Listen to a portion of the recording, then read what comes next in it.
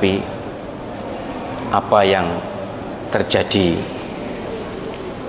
akhir-akhir ini. Yang pertama, 2 hari yang lalu sekitar jam 12 malam saya mendapatkan pengaduan dari salah seorang pengasuh pesantren yang didatangi aparat untuk semua santrinya dilakukan rapid test, rapid test atau swab ya, pokoknya dilakukan cek kesehatan jam 12 malam pakai seragam tertentu, tapi bukan seragam kesehatan, dan kalau toh kesehatan saya yakin tidak jam 12 malam. Tanya kepada saya bagaimana, tolak dengan tegas, tolak. Ada surat perintahnya, kalau ada surat perintahnya nanti yang kita protes yang memberi surat perintah. Tidak mungkin pejabat negara menugasi aparatnya jam 12 malam. Oke, ditolak. Memang ya kasihan juga pengasuh ini, karena bagaimanapun sendirian.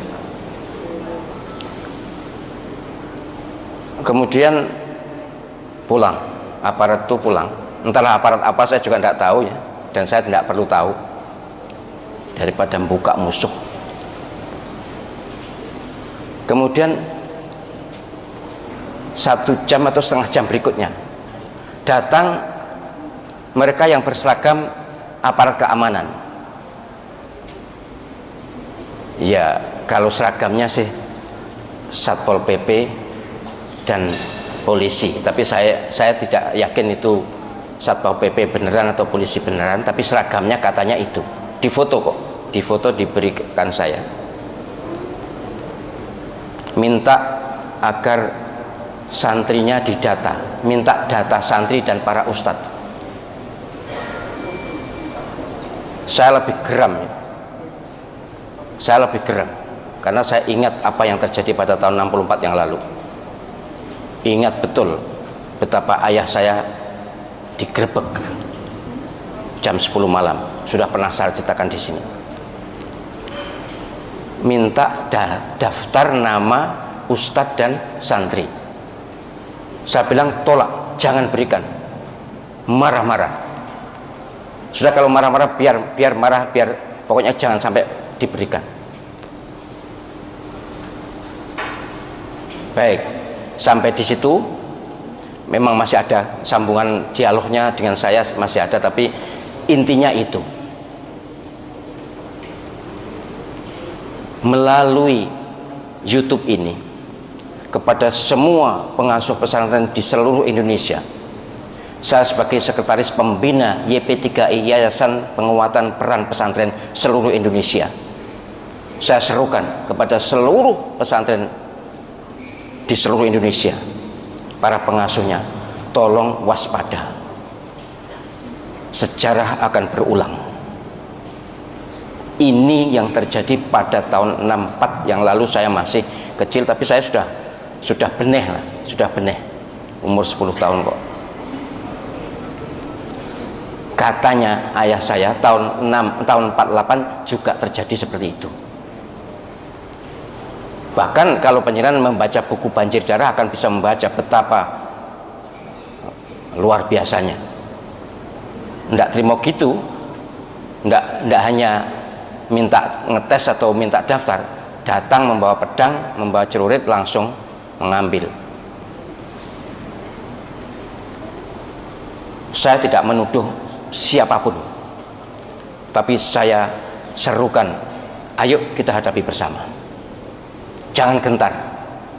Umat Islam kalau kompak, kalau bersatu, Allah SWT pasti memberikan pertolongan. Iyalah, silakan baca Al-Quran surah Al-Anfal itu.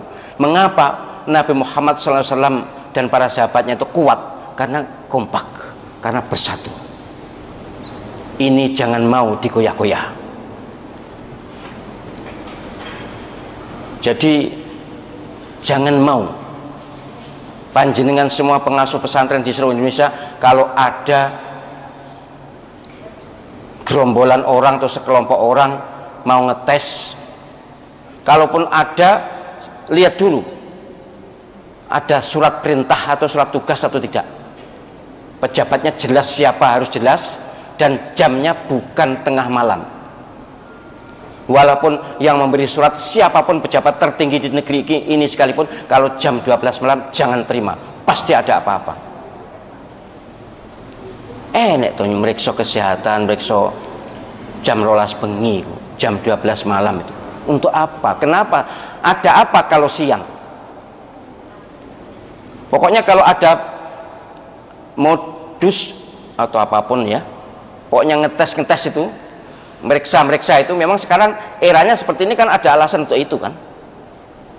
Kemudian minta daftar, nggak usah diberi, apapun alasannya. Kalau memang benar-benar minta, surat tugasnya mana?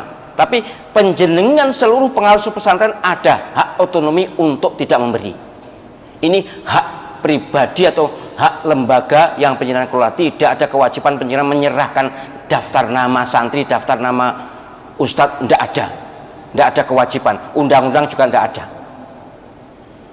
Waspadalah, kita harus siaga, tidak akan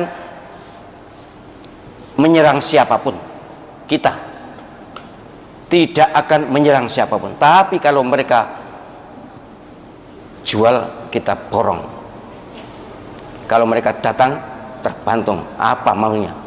Kalau datang baik-baik ya kita terima baik-baik, tapi kalau datang ada hal-hal yang mencurigakan, sejarah akan berulang.